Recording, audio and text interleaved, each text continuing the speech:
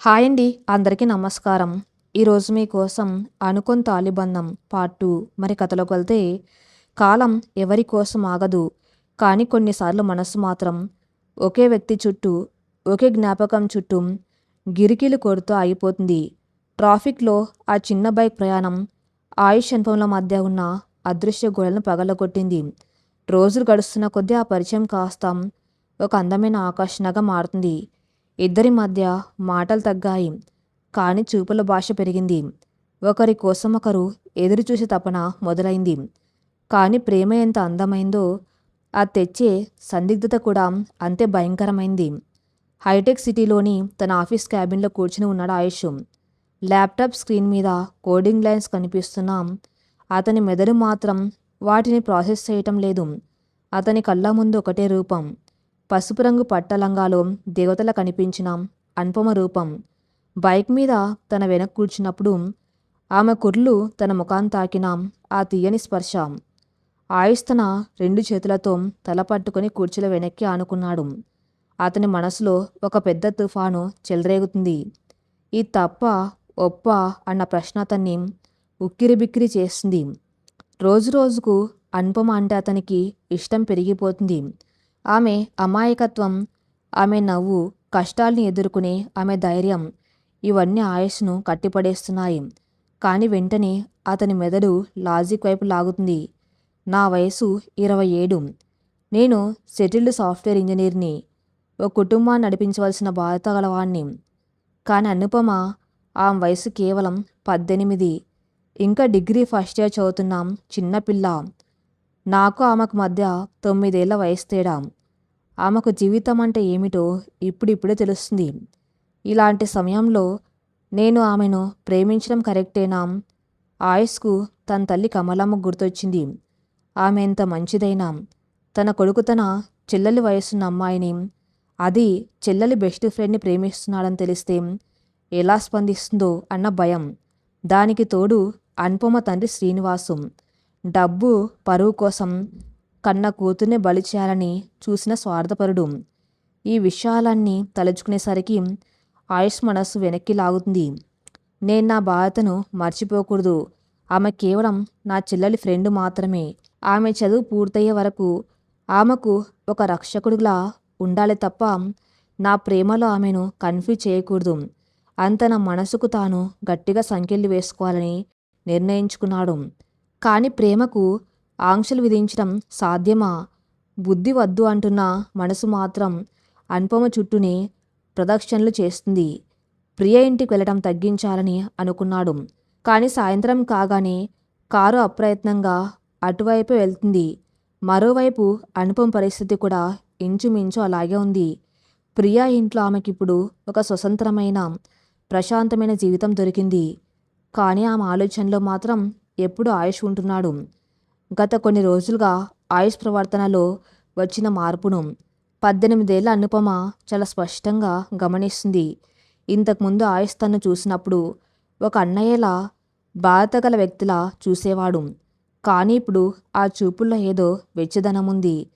తను గదిలోకి రాగానే అతని కళ్ళు వెలిగిపోవడం, తను మాట్లాడేటప్పుడు రెప్ప వాల్చకుండా వినడం, ఎవరైనా తను మెచ్చుకుంటే అతని పెదవులపై దాచుకోలేని చిరునవ్వు రావటం, ఇవన్నీ అనుపమలోని స్త్రీ మనసు ఇట్టే పసిగట్టేసింది. ఆ రోజు రాత్రి బాల్కన్లో ఒంటరి నిలబడి ఆకాశం వంక చూస్తుంది అనుపమ. ఆయన నన్ను చూసే తీరు ఎందుకు వేరేగా ఉంటుంది? నన్ను చూస్తుంటే ఆయన కళ్ళల్లో ఎందుకంత ప్రేమ కనిపిస్తుంది అని తనలో తాను ప్రశ్నించుకుంది. సరిగ్గా అప్పుడే ఆమెకు పెళ్లి పందిట్లో జరిగిన ఆ తాళి సంఘటన గుర్తొచ్చింది. ఆ రోజు అది కేవలం ఓ ఘోరమైన యాక్సిడెంట్ అని, అవమానమని ఆమె ఏడ్చింది. కానీ ఇప్పుడు అదే సంఘటన తలుచుకుంటే ఆమె బుగ్గలు సిగ్గుతో కెంపుల్లా మారుతున్నాయి. అది యాక్సిడెంట్ కాదేమో, దేవుడు నా కోసం రాసిపెట్టిన విధి ఏమో అని ఆ మనసు గుసగుసలాడుతుంది. తన కష్టకాలంలో దేవుళ్ళ వచ్చి కాపాడిన ఆయుష్ అంటే ఆమెకు మొదట్లో గౌరవం ఉండేది. ఆ గౌరవం కాస్త ఆరాధనగా మారింది. ఇప్పుడు ఆ ఆరాధన ప్రేమగా రూపాంతరం చెందుతుందని ఆమెకు అర్థమవుతుంది. ఆయుష్ వస్తూ ఉంటే ఒకలాంటి టెన్షన్, రాకపోతే తెలియని వెలితి.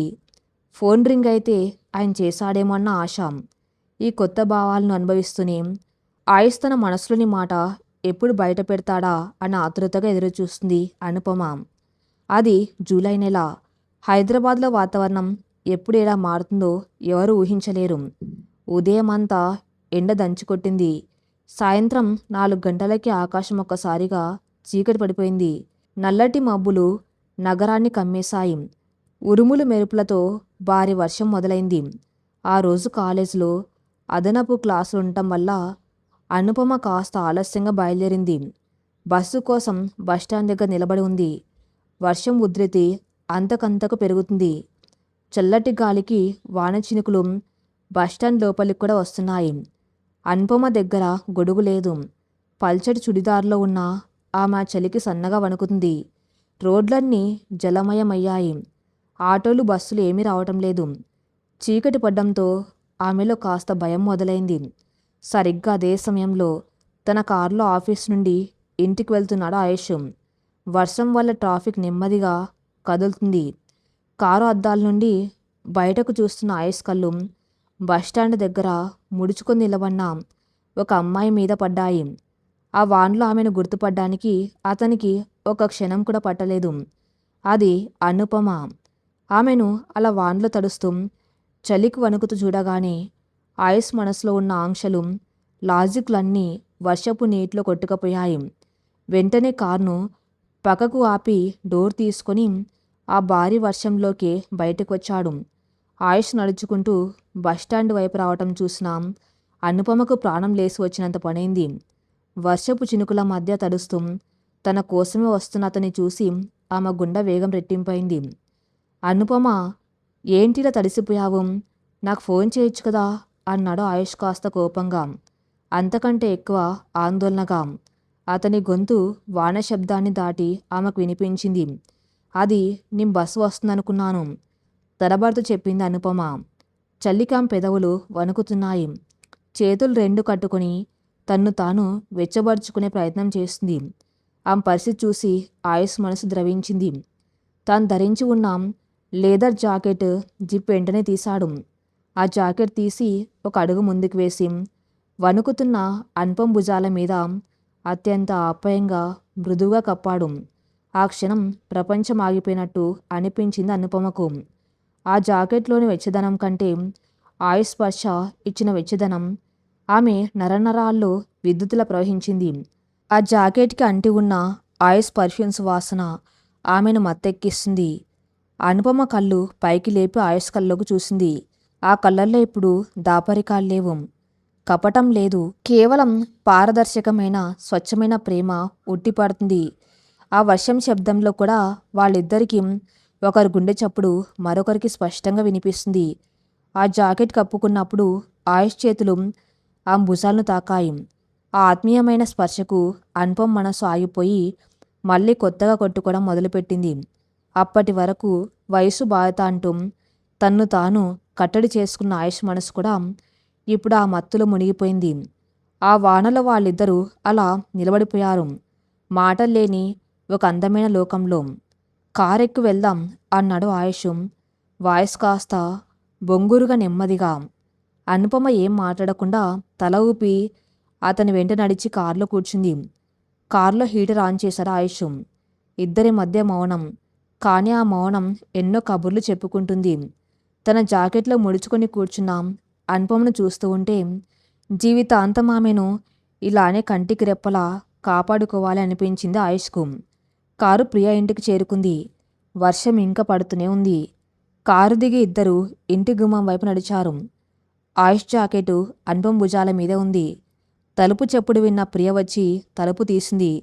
ఎదురుగా వర్షంలో తడిసి ఉన్నాం తన అన్నయ్య. పక్కనే అన్నయ్య జాకెట్ కప్పుకొని సిగ్గుతో ఎర్రబడిన బుగ్గలతో తలదించుకొని ఉన్న అనుపమ.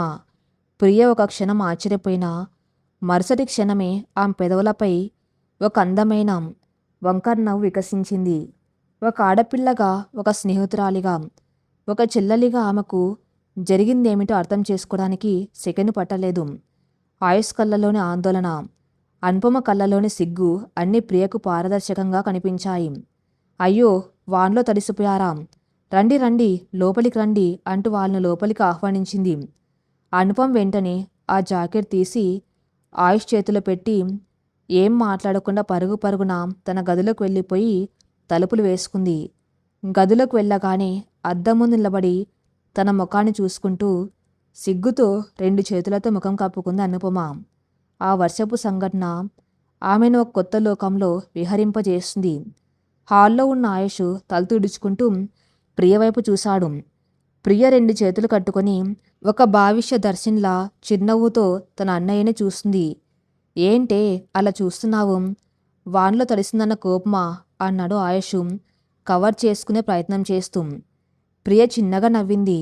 వాన్లో తడిసింది కేవలం మీ శరీరాలు మాత్రమే కాదు అన్నయ్య, మీ మనసులు కూడా అని నాకు అర్థమైందిలే. ఆ జాకెట్ కప్పిన తీరులోనే నీ మనసులో ఏముందో నాకు తెలిసిపోయింది అని గమ్మత్తుగా కన్ను గీటింది. చెల్లెలి మాటలకు ఆయుష్ ఆశ్చర్యపోయాడు. పిచ్చి పిచ్చిగా వాగకు, తను నీ ఫ్రెండు, చిన్నపిల్ల. వాన్లో తడుస్తూ ఉంటే మానవత్వంతో కప్పాను అంతే అని బుకాయించడానికి ప్రయత్నించాడు. అవునవును, ఆ మానవత్వం వల్లే నీ కళ్ళల్లో అంత కంగారు, ఆమె కళ్ళల్లో అంత సిగ్గు వచ్చాయన్నమాట. నేను అన్నీ చూస్తున్నానన్నయ్య. పెళ్లి పందిట్లో మొదలైన ఈ స్టోరీ ఇక్కడ వరకు వచ్చిందని నాకు తెలుసు. ఒక చెల్లెలిగా, ఫ్రెండ్గా నేను ఇవన్నీ చూస్తూనే ఉన్నాను. మరియు నేను చాలా సంతోషంగా ఉన్నాను కూడా అని రహస్యంగా సంతోషంగా నవ్వింది ప్రియా. ఆయుష్కు ఏం మాట్లాడాలో అర్థం కాలేదు. తన మనసులోని భావాలను దాచుకోవటం తన వల్ల కాదని అతనికి అర్థమైంది. కానీ ఇంకా అతనిలో ఎక్కడో ఆ 9 ఏళ్ల వయసు తేడా, కుటుంబాల గురించిన భయం పీకుతూనే ఉంది. ప్రియా, ఇదంతా సులభం కాదు అని చిన్నగా నిట్టూర్చాడు ఆయుష్. ప్రేమ ఎప్పుడు సులభంగా రాదు అన్నయ్య, కాని వచ్చాక దాన్ని వదులుకోవటం అంతకంటే కష్టం. ఆమె నీకు సరైన జోడి, మిగతా విషయాలు నేను చూసుకుంటాను. ముందు నువ్వు నీ మనసుకు అడ్డుకట్ట వేయడం ఆపు అని అన్నయ్యకు ధైర్యం చెప్పింది ప్రియా. బయట వర్షం ఆగిపోయింది. కానీ ఆయాసం అనుపమల మనసులో మాత్రం ప్రేమనే తుఫాన్ ఇప్పుడే మొదలైంది. ప్రియ మద్దతు కూడా దొరకటంతో ఆయుష్ మనస్సులోని ఆందోళన కాస్త తగ్గింది. ఆ వర్షపు రాత్రి వారిద్దరి వింత బంధంలో ఒక మధురమైన జ్ఞాపకంగా మిగిలిపోయింది. వర్షపు రాత్రి కురిసిన ఆ చిరుజల్లు ఆయుష్ అనుపమల మనస్సులో ఒక సరికొత్త వసంతానికి నాంది పలికింది. ఆ రోజు ఆయుష్ కప్పిన జాకెట్ వెచ్చదనం అనుపమ మనసులో ఒక భరోసా నింపితే, అనుపమ కళ్ళలో చూసిన ఆరాధన ఆయుష్లోని సందిగ్ధాన్ని పటాపంచలు చేసింది. ఇద్దరి మధ్య మాటలు లేకపోయినా వారి హృదయాలు ఒకటే భాష మాట్లాడుకుంటున్నాయి.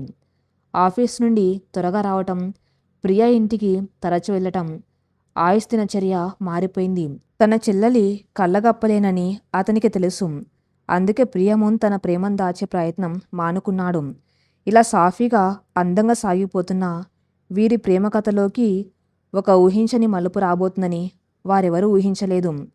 ఊళ్ళో ఒంటరిగా ఉంటున్న కమలమ్మకు కొడుకు కూతురు మీద బెంగ పట్టుకుంది. ముఖ్యంగా ఆయుష్ ఎప్పుడు ల్యాప్టాప్, కోడింగ్, మీటింగ్స్ అంటూ తన్ని తాను కష్టపెట్టుకుంటాడని ఆమె ఆందోళన. అందుకే ఎవరికి చెప్పకుండా ఒకరోజు ఉదయాన్నే రైలెక్కి హైదరాబాద్ వచ్చేసింది కమలమ్మ. స్టేషన్ నుండి నేరుగా ఆయుష్ ఫ్లాట్కి చేరుకున్న కమలమ్మ దగ్గర డూప్లికేట్ తాళం చెవి ఉండడంతో తలుపు తెరుచుకొని లోపలికి వెళ్ళింది. ఉదయం 8 గంటల సమయం. ఆయుష్ అప్పటికే స్నానం చేసి అద్దం ముందు నిలబడి చాలా ఉత్సాహంగా పాడుకుంటూ రెడీ అవుతున్నాడు. ఎప్పుడు లేనిది హెయిర్ జెల్ రాసుకుంటూ డ్రెస్సింగ్ విషయంలో ఎంతో శ్రద్ధ తీసుకున్నాడు. అతని పెదవులపై ఒక చిరునవ్వు స్థిరంగా నిలబడి ఉంది. ఇదంతా గమనిస్తున్న కమలమ్మకు ఆశ్చర్యం వేసింది. తన కొడుకు ముఖంలో ఇంత ప్రశాంతత, ఇంత ఆనందం ఆమె గత కొన్నేళ్లుగా చూడలేదు. ఏరా అబ్బాయి, పొద్దున్నే ఎక్కడికి బయలుదేరావు రాజకుమార్లాగా అంటూ నవ్వుతూ లోపలికి వచ్చింది కమలమ్మ.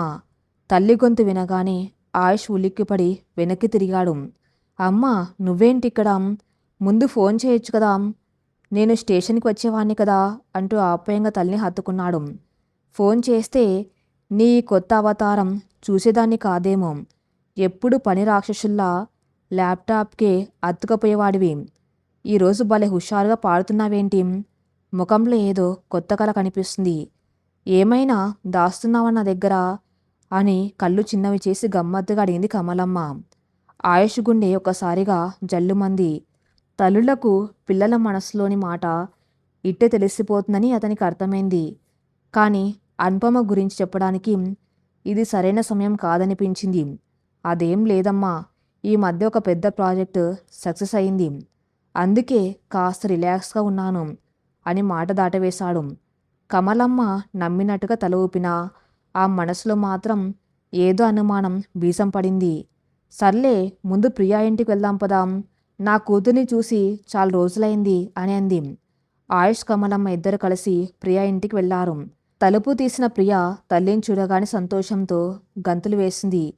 ఇంట్లో కడుగుపెట్టిన కమలమ్మకు హాల్ను ఎంత శుభ్రంగా ఉంచి పూజ గదిలో దేవుడికి దీపం పెడుతున్న అనుపమ కనిపించింది. హైదరాబాదులోని మోడ్రన్ వాతావరణంలో ఉన్న అనుపమ ఇంకా పల్లెటూరు స్వచ్ఛతను, సాంప్రదాయాన్ని వదల్లేదని కమలమ్మకు అర్థమైంది. అనుపమ, ఎలా ఉన్నావమ్మా అని ఆప్యాయంగా పలకరించింది కమలమ్మ. బాగున్నాను ఆంటీ అంటూ వచ్చి కమలమ్మ పాదాలకు నమస్కరించింది అను. ఆడపిల్ల అనుకువ, ఆమెలోని సంస్కారం కమలం మనసును దోచుకున్నాయి. అనుపమ వెంటనే వెళ్ళి వేడి వేడి ఫిల్టర్ కాఫీ తీసుకువచ్చి కమలమ్మకి ఇచ్చింది. ఆ రోజంతా కమలమ్మ అనుపమతో ఎన్నో కబుర్లు చెప్పింది. అనుపమ మాట తీరు, ఆమె ఆలోచనలు, ఇంటి పనుల్లో ఆమె చూపిస్తున్న శ్రద్ధ కమలమ్మకు బాగా నచ్చాయి. అయితే కమలమ్మ ఒక విషయం గమనించింది. ఆయుష్ ఇంట్లో ఉన్నంతసేపు అనుపమ చూపులు పదే పదే అతని వైపే వెళ్తున్నాయి. ఆయుష్ ఏదైనా జోక్ వేస్తే అనుపమ బుగ్గలు సిగ్గుతో ఎర్రబడుతున్నాయి. ఆయుష్ కూడా తన చెల్లెలి కంటే అనుపమకే ఎక్కువ ప్రాధాన్యత ఇస్తూ మాట్లాడడం కమలమ్మ కంటికి పడింది. ఈ వయసులో పిల్లల మధ్య స్నేహం సహజమేలే అని మనసుకు సర్ది చెప్పుకుంది. సాయంత్రం ఆయుష్తో పాటు కమలమ్మ తిరిగి ఆయుష్ ఫ్లాట్కి వచ్చేసింది. రాత్రి 8 గంటలు. ఆయుష్ తన గదిలో ల్యాప్టాప్లో ఏదో పని చేసుకుంటూ ఉన్నాడు. హాల్లో కూర్చున్న కమలమ్మ ఫోన్ మోగింది. స్క్రీన్ మీద లక్ష్మి పేరు కనిపించింది. తన చిన్ననాటి స్నేహితురాలు ఫోన్ చేయడంతో ఎంతో సంతోషంగా ఫోన్ లిఫ్ట్ చేసింది కమలమ్మ. హలో లక్ష్మి, బాగున్నావా? ఇప్పుడే మీ అమ్మాయిని చూసి వస్తున్నాను. అచ్చం నీలాగే ఎంతో బుద్ధివంతురాలు, నాకైతే చాలా నచ్చేసింది అని ఆనందంగా చెప్పింది కమలమ్మ. కానీ అవతల వైపు నుండి లక్ష్మి గొంతులో ఆనందం లేదు, కంగారు తీవ్రత ఉన్నాయి. కమలమ్మ, నేను ఫోన్ చేసింది కుశల ప్రశ్నలు వేయడానికి కాదు, ఒక ముఖ్యమైన విషయం చెప్పటానికి, మీ అబ్బాయి ఆయుష్ గురించి. కమలం ముఖంలో చిరునవ్వు మాయమైంది. ఆయుష్ గురించా? ఏమైంది లక్ష్మి? ఏం కాలేదో అడుగు కమలమ్మ. మీ అబ్బాయి ఆయుష్ మా అమ్మాయి అనుపమ దగ్గర పదే పదే తిరుగుతూ ఉన్నాడట. వాళ్ళిద్దరు బైక్ మీద కలిసి తిరగటం మా బంధువులు కొందరు చూశారు.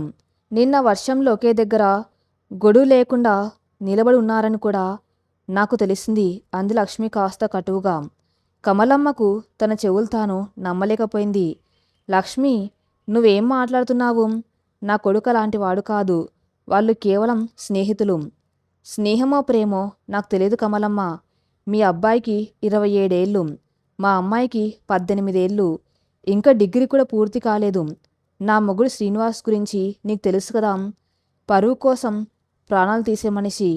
ఆయనకి ఈ విషయం తెలిస్తే మీ అబ్బాయిని, నా కూతుర్ని ఇద్దరిని బతకనివ్వడు.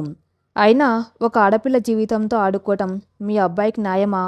ఇదే మాత్రం బాగులేదు కమలమ్మ. మీ అబ్బాయిని పద్ధతిగా ఉండమని చెప్పు. ఇంకోసారి నా కూతురు నీడను కూడా తాక్కూడదు అని చెప్పి ఫోన్ కట్ చేసింది లక్ష్మి. నిజానికి లక్ష్మి మనసులో ఆయుష్ అంటే ప్రాణం. తన కూతురికి ఆయుష్ అయితేనే సరైనోడు అని ఆమెకు తెలుసు. కానీ శ్రీనివాస్ మనసులో ఆయుష్ అనుపమలను గమనిస్తున్నారని లక్ష్మికి అర్థమైంది. ఏ క్షణమైనా శ్రీనివాస్ అక్కడికి వెళ్ళి ఆయుష్ మీద దాడి చేస్తారని భయపడి, కమలమ్మకైనా నిజం తెలిసి ఆమె తన కొడుకును రక్షించుకోవడంతో పాటు తన కూతుర్ని కోడలుగా స్వీకరిస్తున్న ఆశతో లక్ష్మి డ్రామా ఆడింది. కానీ ఆ ఫోన్ కాల్ కమలమ్మ గుండెల్లో బాంబు పేల్చింది. తన కొడుకు ఒక అమ్మాయితో, అందులోనూ తన చెల్లెలి స్నేహితురాలతో ఇలా వ్యవహరిస్తున్నాడా? పరువు మర్యాదకు ప్రాణమిచ్చే కమలమ్మ ఈ నిందను భరించలేకపోయింది. కోపంతో ఆమె శరీరం వణికిపోతుంది. కమలమ్మ కోపంగా ఆయుష్ గదిలోకి వెళ్ళింది. డోర్ గట్టిగా నెట్టి లోపలికి అడుగుపెట్టింది. ఆ చప్పుడు కులిక్కిపడిన ఆయుష్ ల్యాప్టాప్ పక్కన పెట్టి, ఏమైందమ్మా, ఎందుకలా ఉన్నావు అని ఆందోళనగా అడిగాడు. ఏం కాలేదురా, అంత నువ్వే చేశావు. నా పెంపకం మీద చాకుతో పొడిచావు అంటూ కన్నీళ్లు పెట్టుకుంది కమలమ్మ. ఆయుష్ కంగారుగా ఆమె దగ్గరికి వచ్చి, అమ్మా ప్లీజ్, ఏమైందో స్పష్టంగా చెప్పు, ఎందుకు ఏడుస్తున్నావు అని అన్నాడు. లక్ష్మి ఫోన్ చేసిందిరా, నువ్వు వాళ్ళ అమ్మాయి అనుపమ చుట్టూ తిరుగుతున్నావట, బైక్ల మీద షికార్లు కొడుతున్నావట, ఇది నిజమా కాదా చెప్పు అని సూటిగా ప్రశ్నించింది కమలమ్మ. ఆయుష్ ఒక్కసారిగా స్తంభించిపోయాడు. ఇది ఊహించని పరిణామం. అతను తలదించుకున్నాడు. ఆ మౌనం చూసి కమలమ్మకు నిజం అర్థమైపోయింది. చీ, ఎంత పని చేశావురా ఆయుష్, చెల్లికి స్నేహితురాలంటే నీకు కూడా చెల్లెలతో సమానం కదరా. ఆమె వయసెక్కడా, నీ వయసెక్కడా? 27 ఏళ్ల పెద్దవాడివి, మంచి చెడు తెలుసుకోవాల్సిన బాధ నీది. 18 ఏళ్ల పసిపిల్లను మాయ చేస్తావా? మన కుటుంబ పరువు తీస్తావా అని కన్నీళ్లతో నిలదీసింది కమలమ్మ. తల్లి మాటలు ఆయుష్ గుండెను కోసేశాయి. తన అనుపమను ఒక చెడు ఉద్దేశంతో చూడలేదు. తన మనసులో ఉన్నది స్వచ్ఛమైన ప్రేమ అని తల్లికి ఎలా చెప్పాలో తనకి అర్థం కాలేదు. అమ్మ, నువ్వు అనుకుంటూ ఉన్నట్టుగా నేను అనుపమను మాయ చేయలేదు. అవును, ఆమంటే నాకు ఇష్టమే. కానీ ఆ ఇష్టం వెనక ఇలాంటి తప్పుడు ఆలోచన లేదు. నా వయసు బాధల గురించి నేను ఆలోచించాను. కానీ అనుపమ చిన్నపిల్ల కాదు. ఆమె ఆలోచనలు చాలా పరిణితి చెంది ఉంటాయి. నేను ఆమెను పెళ్లి చేసుకోవాలని అనుకుంటున్నానమ్మా. ఇది కేవలం ఆకర్షణ కాదు, నా జీవితాంతం ఆమె బాధ తీసుకోవాలన్న నా నిర్ణయం అని ఎంతో దృఢంగా ప్రశాంతంగా చెప్పాడు ఆయుష్. కమలమ్మ ఆశ్చర్యపోయింది. తన కొడుకు ఇంత సీరియస్గా ఉన్నాడన్న విషయం ఆమె ఊహించలేదు. బాధ తీసుకుంటావా? వాళ్ళ నాన్న శ్రీనివాస్ గురించి నీకేం తెలుసురా? వారు రాక్షసుడు. పైగా మన హోదా ఎక్కడా, వాళ్ళ ఆస్తి ఎక్కడా? ఈ సంబంధం ఏమాత్రం పొసగదు. నువ్వెంటనే ఈ ఆలోచన విరమించుకో అని గట్టిగా చెప్పింది కమలమ్మ. ఆయుష్ ముందుకు వచ్చి తల్లి చేతులు పట్టుకున్నాడు. అమ్మా, నా ప్రాణమైన వదులుకుంటాను, కానీ అనుపమను వదులుకోలేను. ఆ రోజు పందిట్లో నా మెల్లో పడిన తాళి ఒక ప్రమాదం కావచ్చు, కానీ అది దేవుడు వేసిన ముడి. నేను అనుపమను నా భార్యగా ఎప్పుడూ అలంకరించాను. దయచేసి నన్ను అర్థం చేసుకోమ్మా అని నిజం చెప్పబోతున్నాడు. సరిగ్గా అదే సమయంలో కాలింగ్ బెల్ కాదు, తలుపుని ఎవరో కాలుతో గట్టిగా తన్నుతున్న శబ్దం. డామ్ డామ్ అని ఫ్లాట్ మెయిన్ డోర్ దద్దరిల్లిపోతుంది. ఆయుష్ కమలమ్మలిద్దరూ ఉలిక్కిపడి హాల్లోకి వచ్చారు. బయట ఎవరో పెద్దగా అరుస్తున్న శబ్దం. ఆయుష్ వెళ్ళి తలుపు తెరిచాడు. ఎదురుగా శ్రీనివాసు, అనుపమ తండ్రి. అతని కళ్ళు కోపంతో ఎర్రబడి ఉన్నాయి. ముఖంలో నరాలు ఉబ్బి రాక్షసుల్లా కనిపిస్తున్నాడు. అతని వెనుక 2-3 కండలు తిరిగిన మనుషులు కూడా ఉన్నారు. శ్రీనివాస్ శ్వాస వేగంగా తీసుకుంటూ ఏమాత్రం ఆలోచించకుండా ఆయుష్ చొక్క కాలర్ గట్టిగా పట్టుకున్నాడు. ఒరేయ్, నా కూతురి మీద నీ కన్నేస్తావా? నీకెంత ధైర్యం రా అంటూ గర్జించాడు శ్రీనివాసు. కమలం భయంతో వణికిపోతూ, అయ్యే శ్రీనివాస్ గారు, శాంతించండి, ఏమైందో లోపలికి వచ్చి మాట్లాడుకుందాం అంటూ అడ్డుపడబోయింది. నువ్వు నోరుమూయి కమలమ్మ, నీ కొడుకు చేసిన పనికి వీణ్ణిక్కడే నరికి పారేసిన పాపం లేదు అంటూ కమలమ్మను కసురుకున్నాడు.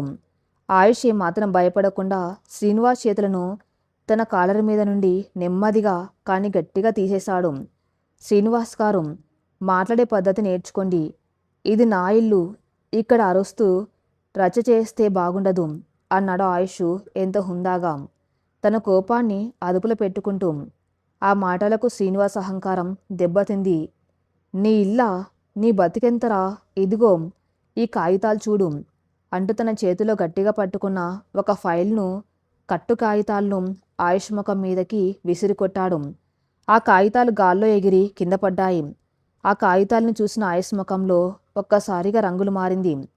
కమలమ్మకు గుండె అయినంత పనింది. ఏంటి, నా కూతుర్ని తగులుకొని నన్నే ఎదిరిద్దామనుకుంటున్నావా?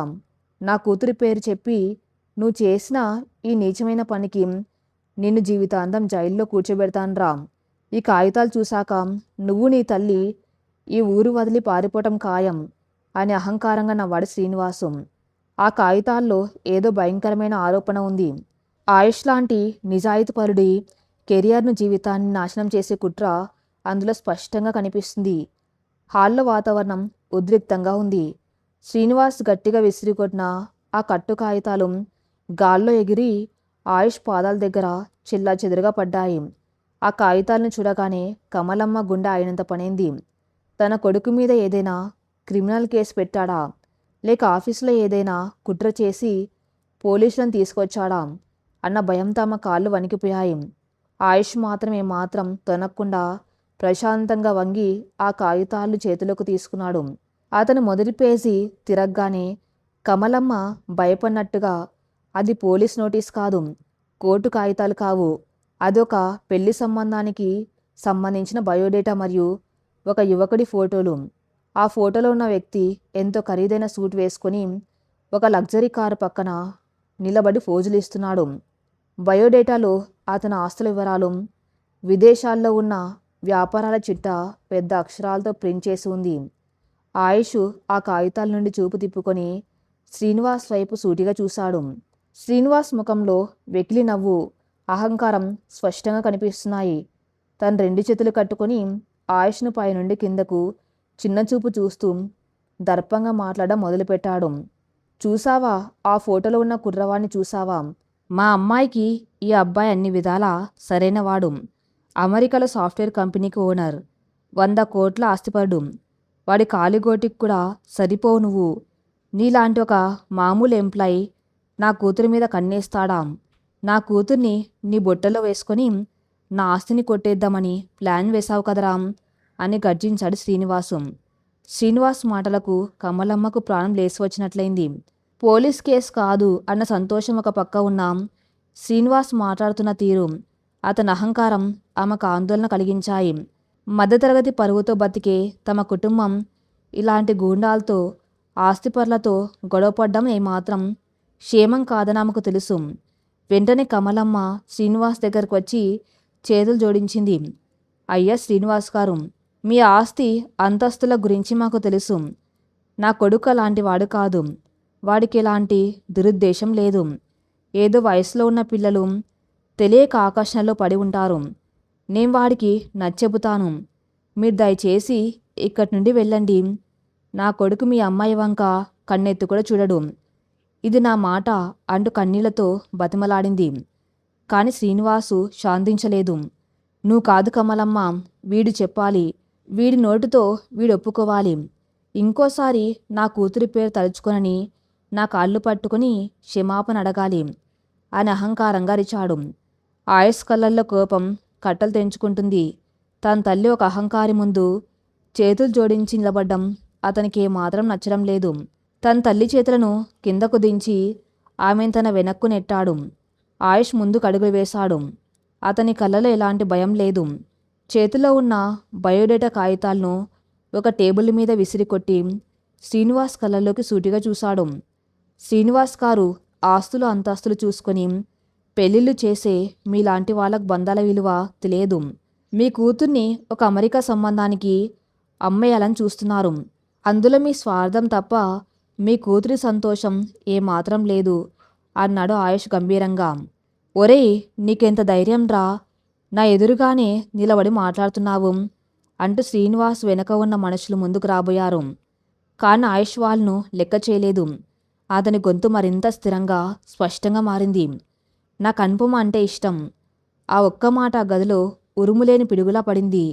ఆయుష్ గొంతులో ఎక్కడ తడబాట్లేదు, దాపరికం లేదు. ఒక స్వచ్ఛమైన బలమైన భావన మాత్రమే ఉంది. ఆ క్షణంలో ఆ హాల్లో ఒక పిన్పన్న వినిపించేంత నిశ్శబ్దం ఆవరించింది. శ్రీనివాస్ షాక్తో అలానే చూస్తూ ఉండిపోయాడు. కమలమ్మ అయితే తన కొడుకింత సాహసం చేస్తారని కల్లో కూడా ఊహించలేదు.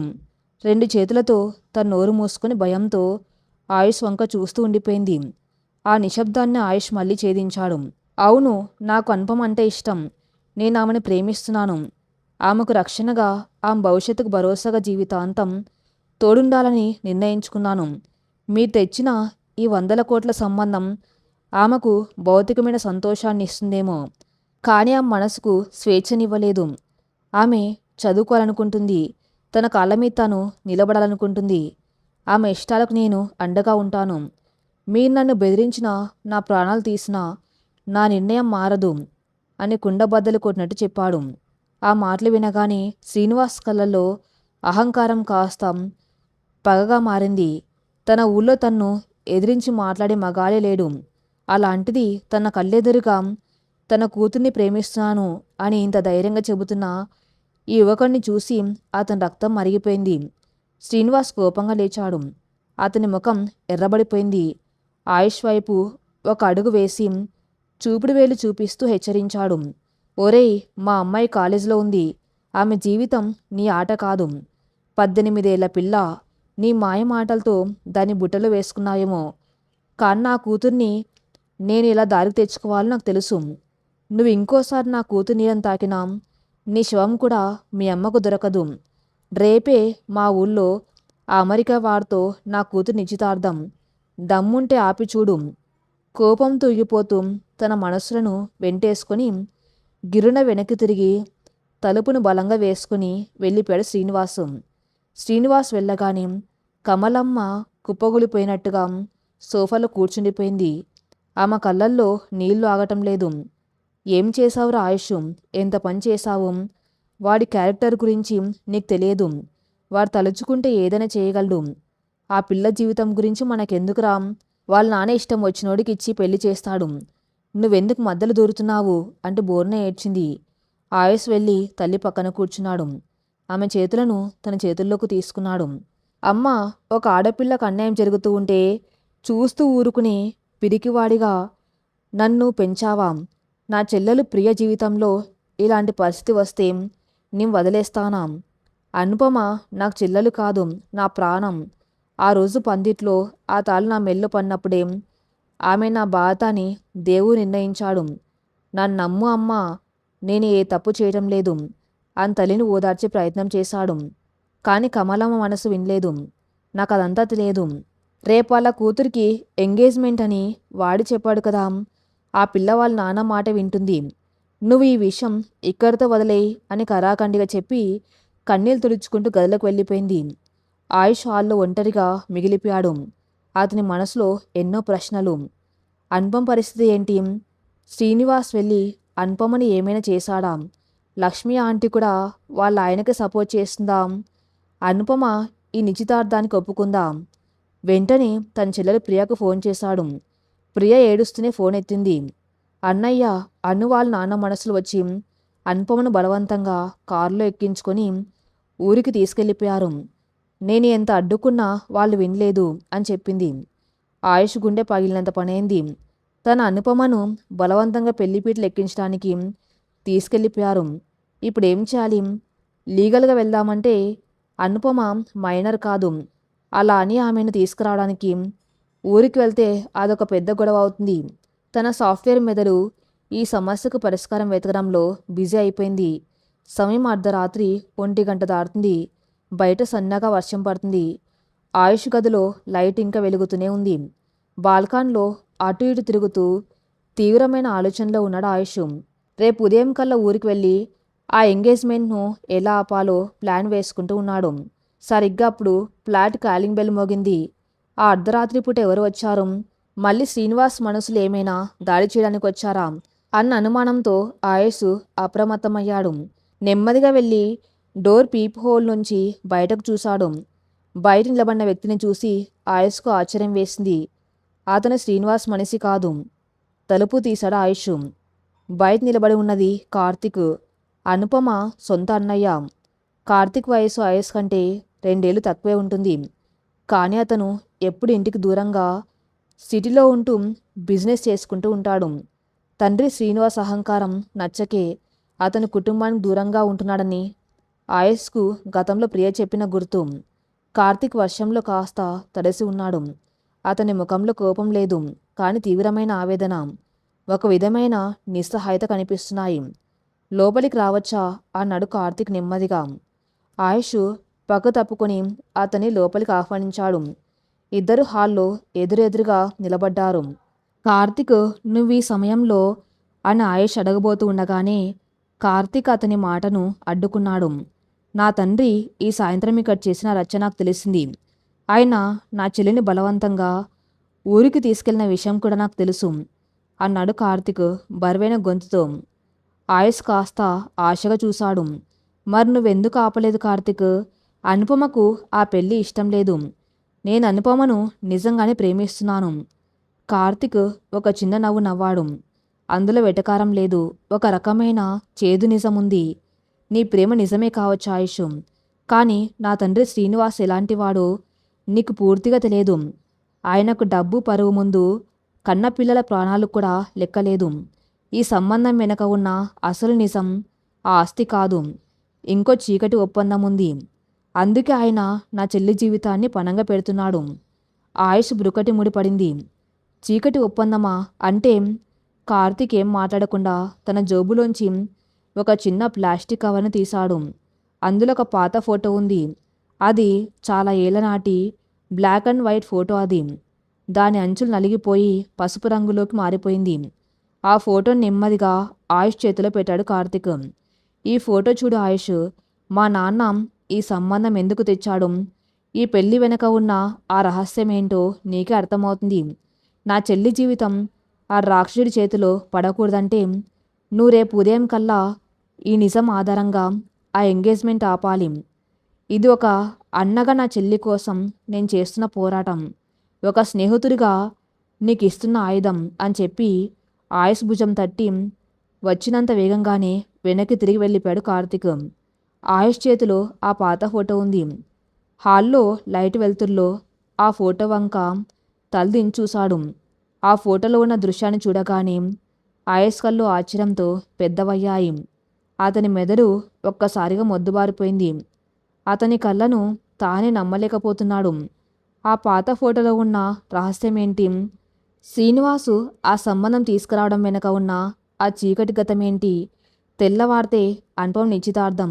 ఆయుష్ ఆ ముడిని ఎలా విప్పుతాడో నెక్స్ట్ పార్ట్లో చూద్దాం. నెక్స్ట్ పార్ట్ కోసం నా ఛానల్ని ఫాలో అవుతూనండి. Thank you for listening.